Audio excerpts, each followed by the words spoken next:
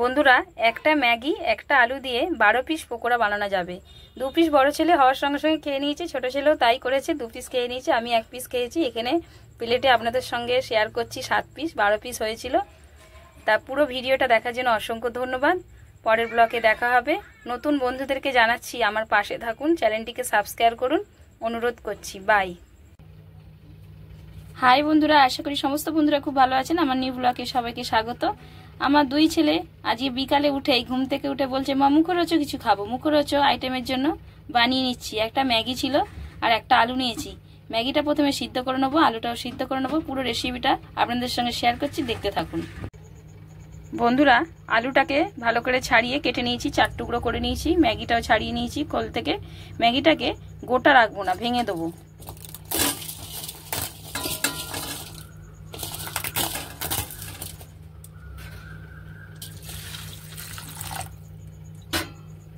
আলুগুলোও সিদ্ধ বসিয়ে দিচ্ছি।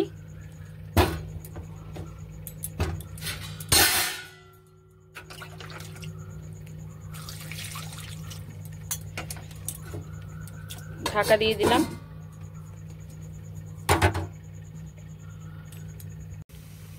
বন্ধুরা, ম্যাগিটা আলাদা একটা বাটিতে সিদ্ধ করতে বসিয়েছি। ম্যাগিটা তো এক্ষুনি সিদ্ধ হয়ে যাবে, নামিয়ে নেব।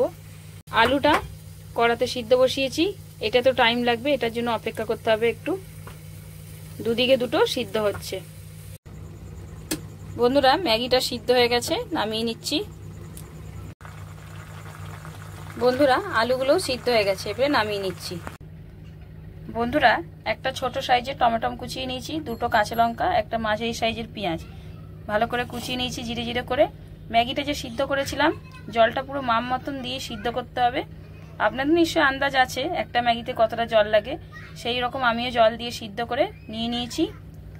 আর আলুগুলোকে এর মধ্যে এবারে আমি দিয়ে দেবো। আলুগুলোকে গ্রেট করব এটার মাধ্যমে। বন্ধুরা, আলুটা গ্রেট করে নিয়েছি, দেখতে পাচ্ছেন ম্যাগির সাথে মিশে গেছে। ম্যাগি এই যে, আলুটা এই যে। এর ওপরে আমি বেশি না 3 চামচ বেসন দিয়ে দিচ্ছি।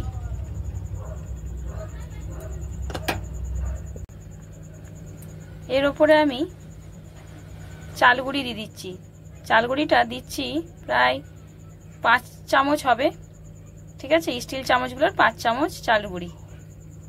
এখন চাল গুঁড়ি সবসময় সব দোকানেই পাওয়া যায়, সবার বন্ধুর বাড়িতেই রয়েছে চাল গুঁড়িটা, কোনো অসুবিধা হবে না। 1/2 চামচ হলুদ গুঁড়ো দিচ্ছি। ম্যাগিটা যে সিদ্ধ করেছিলাম, ম্যাগি মশলাটা যে থাকে, এই মশলাটা দিয়ে দিচ্ছি।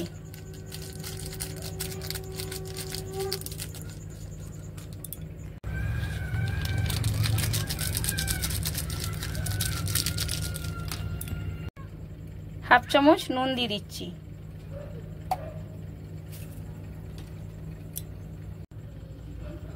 বন্ধুরা, কাঁচা লঙ্কা 2টো দিয়েছি, একটুখানি গুঁড়ো লঙ্কা দিচ্ছি কালারের জন্য। এটা কোনো বন্ধুরা নাও অ্যাড করতে পারেন, আমি অ্যাড করলাম। এটা দিয়েছি, এবারে সমস্ত মশলা দেওয়া হয়ে গেল। এবারে সব দিয়ে আমি ভালো করে মাখিয়ে নেব।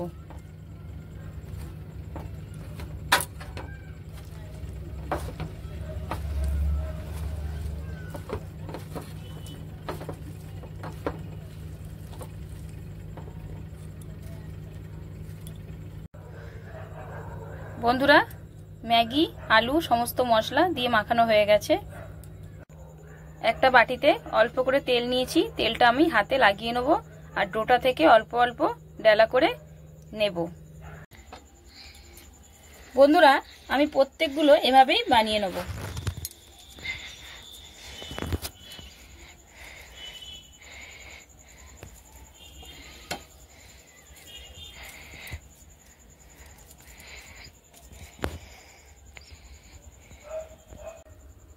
বন্ধুরা, অনেকগুলোই বানিয়ে নিয়েছি।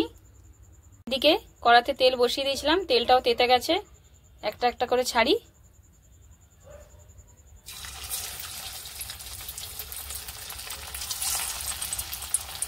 তিনটে চারটে ধরে যাবে একসাথে।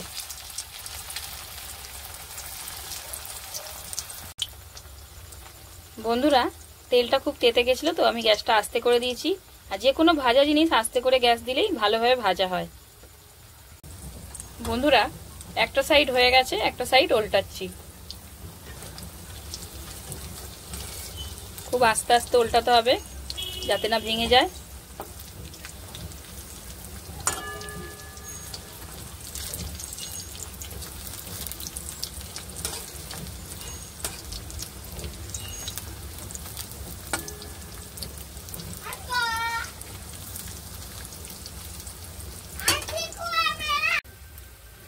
বন্ধুরা দু সাইডই হয়ে গেছে, আমি ছেঁকে তেল থেকে তুলে নিচ্ছি। বন্ধুরা বাকিগুলো আমি এভাবেই ভেজে নেব।